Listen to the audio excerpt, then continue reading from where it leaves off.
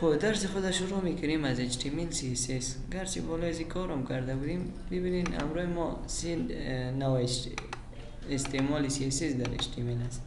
نوع اولش چی بود؟ فرض مثال ما تاگه H1 گرفتم، دیجا اتریبیوت استایل اضافه میکنم و در داخل از این ما فرض مثال برای میتونم بک‌گراند کلر داشته باشم و بک‌گراند کلرش رد باشه، دیگه کلر داشته باشه کلرش سفید باشه، یعنی تکست کلر چی باشه؟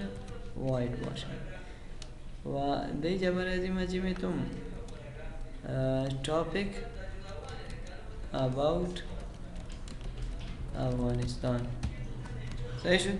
کنترل اس میکنم میرم و میم صفحه خدا باز میکنم، میبینم که چی شده. میم در این صفحه. خب این رفا میدی اینا اضافه شد دیجا. خب بعد از این ما یک طریق اضافه کردن استایل بود که ایره ما استایل دادم، ایره ما پس میکنم، کنترل اس میکنم، آمدم صفحه رو ریفرش کردم، استایل چی شد؟ از بین رفت. دوباره ما میخوایم استایل اضافه کنم، با خاطر اضافه کردن استایل در هد میم در کجا؟ در هد تگ استایل میگیریم، تگ استایل میگیریم و داخل تگ استایل اول H1 انتخاب میکنیم. دیجا H1 انتخاب کردیم، آمدیم برای چی میتیم؟ استایل میتیم. فرض مثال ما چی میتونم؟ بک‌گراند کلر میتونم برش، بک‌گراند کلر دیش فرض مثال همون رد باشم و دیگه کلر میتونم برش، کلرش چی باشم؟ وایت باشم. کنترل اس، آمدم صفحه را ریفرش میکنم، همون استایل گرفت یا نگرفت. خب طریقه سیومی که توسط از ما استایل اضافه کرده میتونیم، ما یک فایل اضافی جور میکنیم، این ما از اینجا حذف میکنم و آمدم صفحه را ریفرش کردم، میبینم که استایل پس میشه، نه استایل پس شد. آمدم در اینجا در سر صفحه میگم در کجا برو؟ در دسکتاپ برو، اوپن فولدر و در اینجا انتخاب میکنم دسکتاپ. در صفحه دسکتاپ برش میگم ما یک فایل جدید جور میکنم به نام style.css. این نام هر چی داده میتونیم.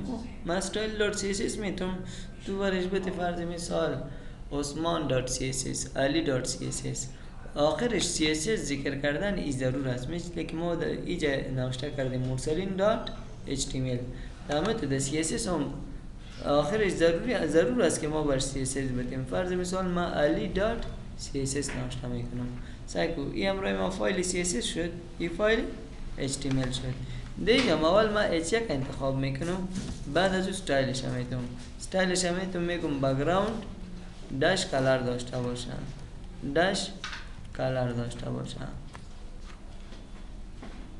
صبر.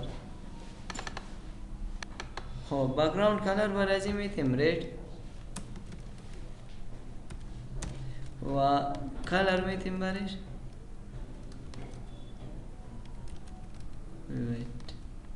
وایت. خب آمدم میره اضافه میکنم، کنترل اس کرده میره، آمدم بیوی صفحه استایل نداره. خب استایل نداره، اینجا میم در بخش هد، در تگ هد، داخل تگ هد لینک میگیریم. چی رو میگیریم؟ تگ به نام لینک میگیریم. صحیح شد؟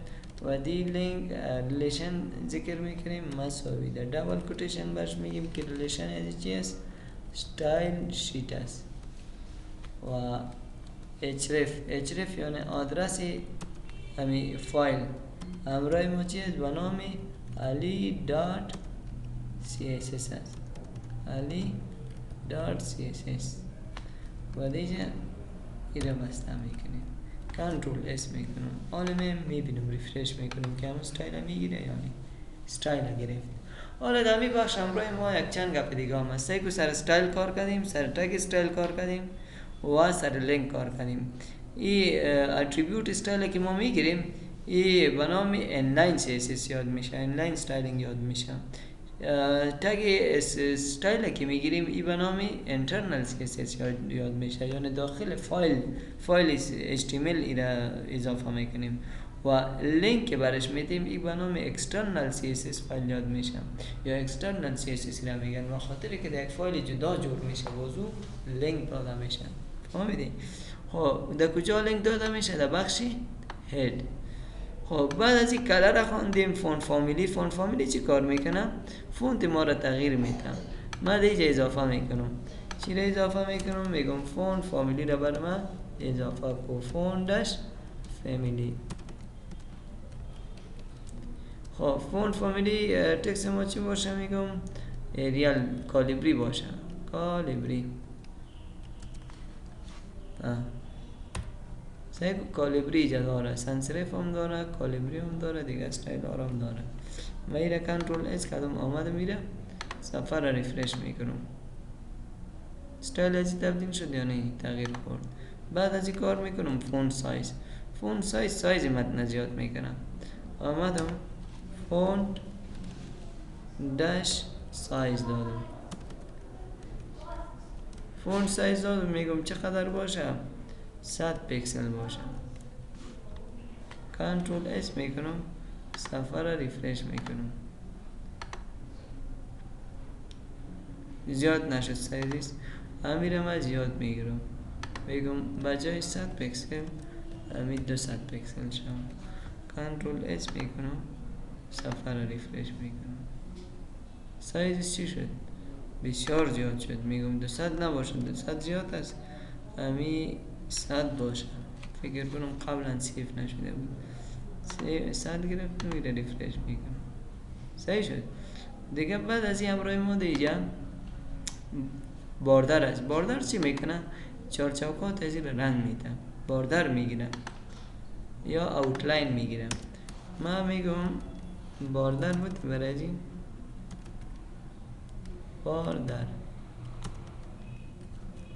باردر چقدر بودی؟ 5 پیکسل بودی. یک پیکسل اندازهش هست، ویتش هست.